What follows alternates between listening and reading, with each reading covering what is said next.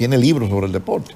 En la comunicación, en la locución, ni hablar. En el periodismo escrito, sus columnas durante largas décadas, yo calculo que más de 50 años de columnas y de escribir en periódicos en general, deben ser un reservorio, un compendio de sabiduría, porque ese es otro de las características del perfil comunicacional de Álvaro Albelo, que era una persona con una gran formación cultural y la expresaba vía la locución o la comunicación social.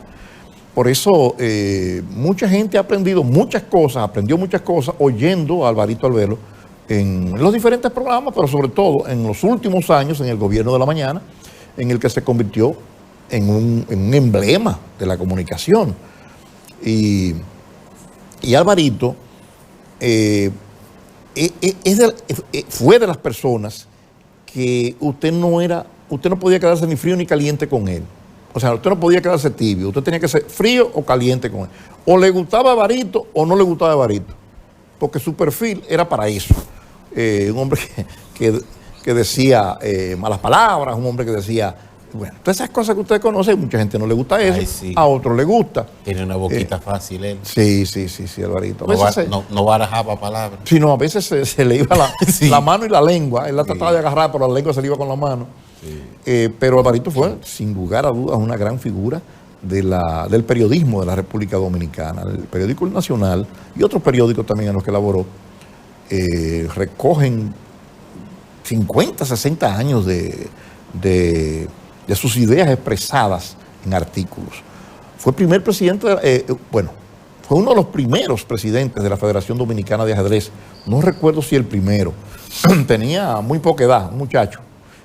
Fue un gran ajedrecista, dicho sea además de paso, un gran, seguidor de Raúl Capablanca, maestro cubano del ajedrez, y de otros a nivel mundial, que él los seguía y los estudiaba en su, en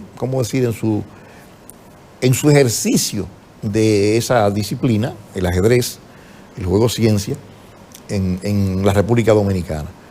Un hombre que tuvo vinculación con los más altos dignatarios políticos dominicanos en los últimos 50, 60 años.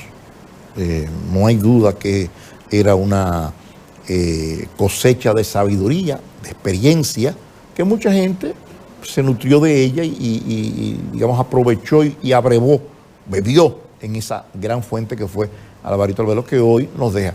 Alvarito había estado hace un tiempo, no mucho, se le hacía imposible ya ir a la cabina de la Z101, del Gobierno de la Mañana, porque todo el mundo sabe que Alvarito tenía un cáncer, creo que prostático, y que estaba luchando contra eso. 17 años. Sí, le había ganado el pleito varias veces. Sí. Lo había, ¿cómo le dicen eso?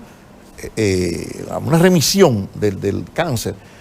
Pero esas cosas, con los años, baja la calidad inmunológica del ser humano por la edad y esas cosas. Entonces, ese tipo de enfermedades oportunistas y catastróficas, pues se aprovechan y vuelven y destruyen al ser humano que lo padece. Y entonces él le ganó.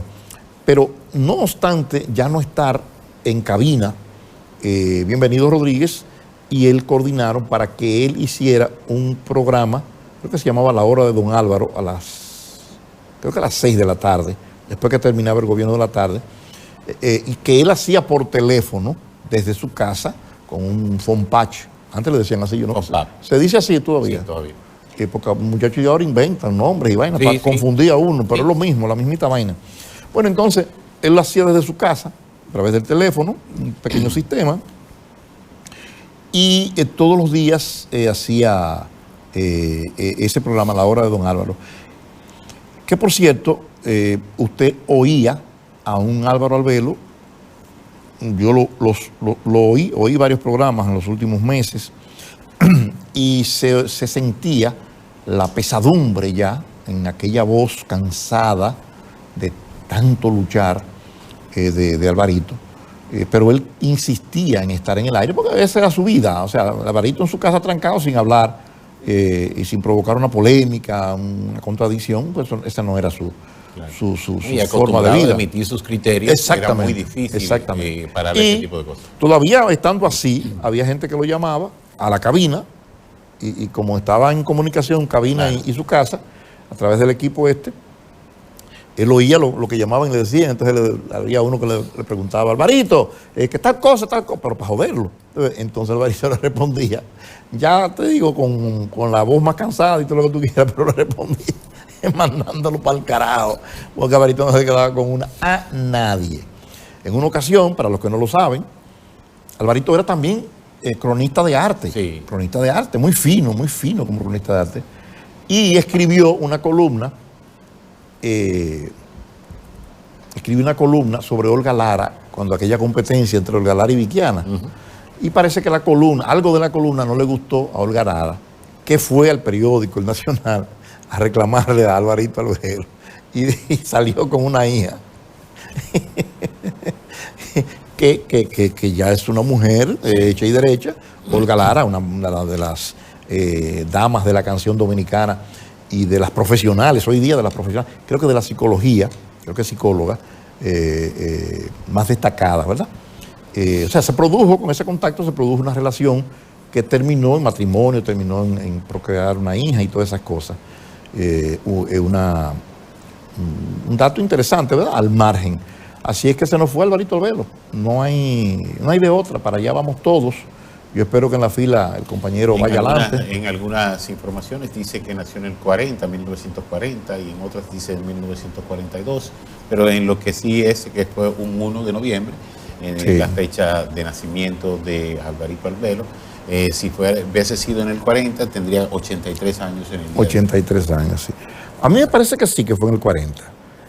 83 años. Alvarito no tenía menos de ahí. No tenía menos de ahí. Pues vámonos a la pausa.